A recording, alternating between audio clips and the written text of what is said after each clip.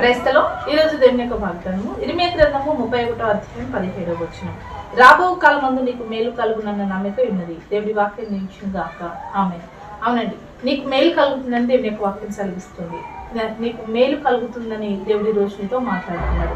నువ్వు అనుకుంటున్నావు కదా, నా జీవితంలో నేను మేలు చూస్తానా, అసలు మేలు నేను పొందుకుంటానా, మేలు అనేది నా జీవితంలో అసలు రాసి పెట్టుందా, ఎప్పుడు చూసినా అపజయాలు, నిందలు, వేదనలు, ప్రతికూల పరిస్థితులు, బలహీనతలు కూడా నేను వెళ్తున్నాను, అసలు నా జీవితంలో మేలు జరిగిద్దా అని నువ్వు కృంగిపోతున్నావేమో. అయితే నీ దేవుడు నీకు చెప్తున్న మాట ఏంటంటే, రాబో కాలమందు నీకు మేలు జరుగుతుందని దేవుడు వాక్యం సెలవిస్తూ ఉంది. కాబట్టి ఇప్పటిదాకా నువ్వు ఎదుర్కొంటున్న ప్రతికూల పరిస్థితులన్నిటి నుంచి దేవుడు నీకు విడిపించి రాబో కాలంలో దేవుడు ఖచ్చితంగా నీకు మేలు కలుగ చేస్తాడు. కాబట్టి ఇప్పుడు ప్రస్తుతం నువ్వు ఎదుర్కొంటున్న ప్రతికూల పరిస్థితిని బట్టి కృంగిపోక, రాబో కాలంలో దేవుడు నీ జీవితంలో మేలు చేస్తాడని గ్రహించి అప్పటి వరకు ఓపికతో, ప్రార్థనతో దేవుని వైపు ఎదురు చూస్తూ కనిపెడుతూ దేవుడిచ్చే గొప్ప కార్యాలు మేలు పొందుకు. రీతిగా దేవుడు నీ జీవితంలో మేలైన కార్యాలు చేయనుగాక.